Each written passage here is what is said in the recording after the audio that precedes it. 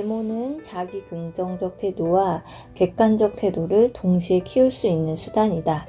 메모를 습관화할수록 자신에 대해 객관적인 평가를 하게 되고 스스로 긍정하는 능력이 샘솟는다.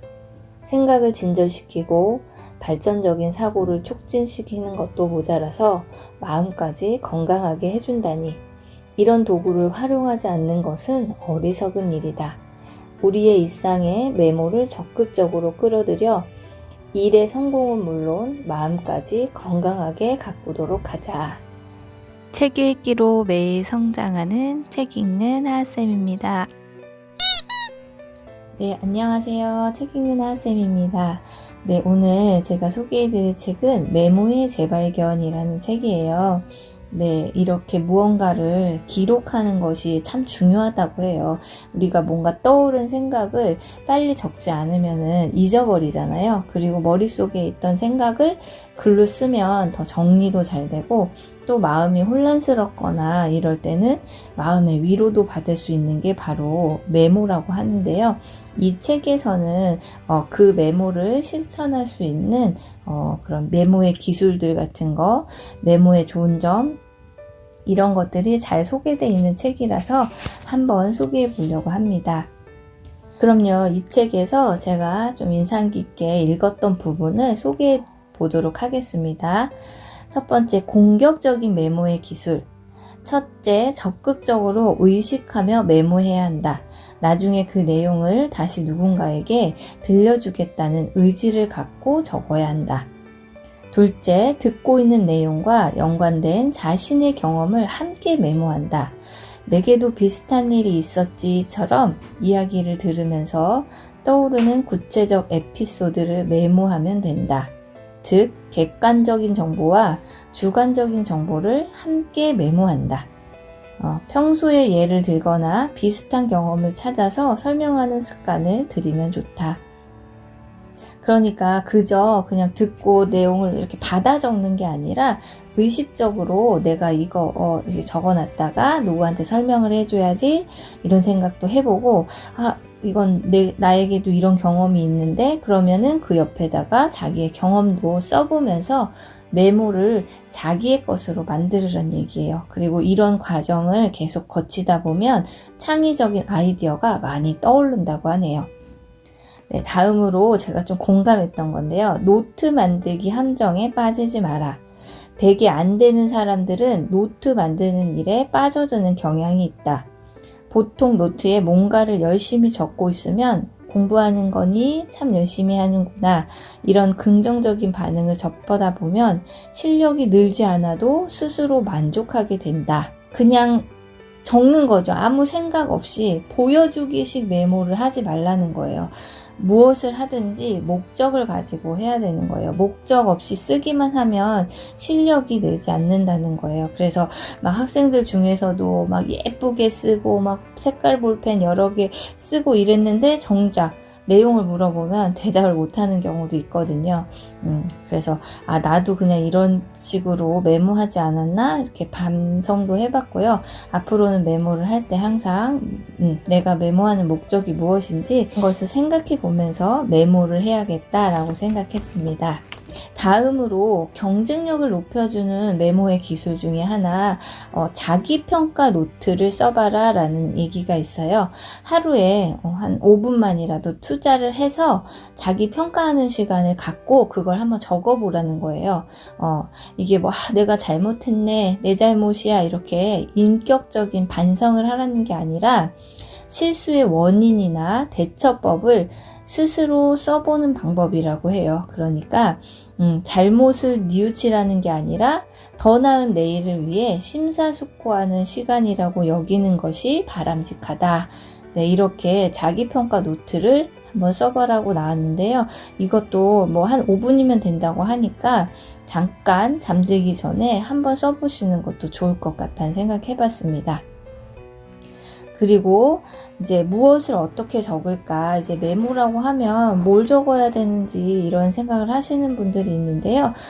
일단은 쓰든 안 쓰든 노트를 늘 곁에 두는 습관을 들이라고 하네요. 그리고 일단은 노트를 펼쳐놓고 흰 종이를 바라보고 있다 보면 자기도 모르게 생각이 난다고 해요. 그냥 막 그런 것들을 나열하고 그러다 보면 아이디어가 나오고, 이런 것을 매일 습관으로 일단은 들이는 것이 좋다고 하는데요.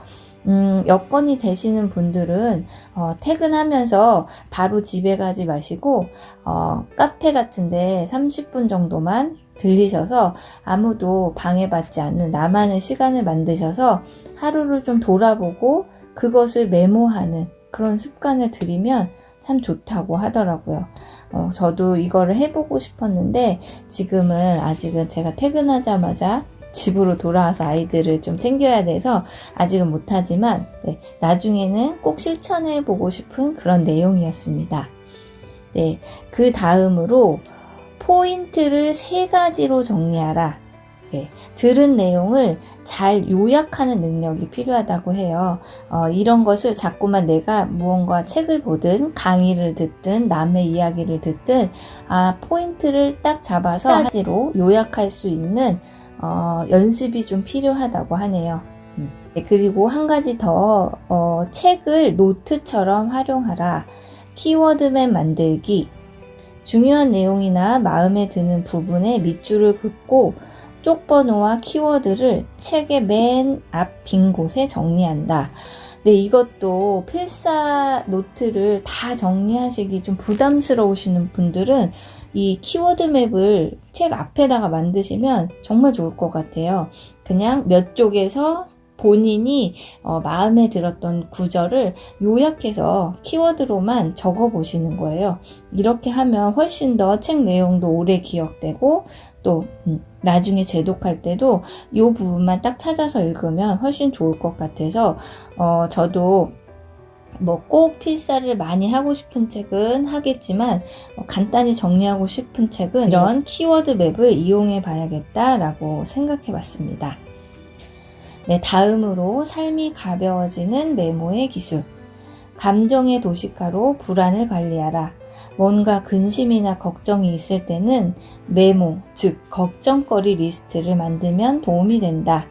어째서 지금 불안함을 느끼는지, 무엇이 마음을 어지럽히는지 곰곰이 생각하며 메모해 보는 것이다. 이렇게 걱정거리 리스트를 만들어 보라고 하는데요. 이것도 참 참신한 아이디어 같았어요. 그래서 내가 약간 불안하거나 이럴 때 막연하게 불안해하지만 말고 직접 내가 왜 불안한지, 왜 이런지 마음에 대해서 곰곰이 생각하면서 메모를 하고 하나씩 걱정거리가 그러면 해결될 수 있다고 하네요. 그래서 일기 형식으로 막 쓰는 것도 좋지만 이렇게 리스트를 만들거나 도식화를 하면 훨씬 더 보기도 좋고 자기가 자기 마음을 분석하면서 마음 정리하기에 아주 좋다고 하네요.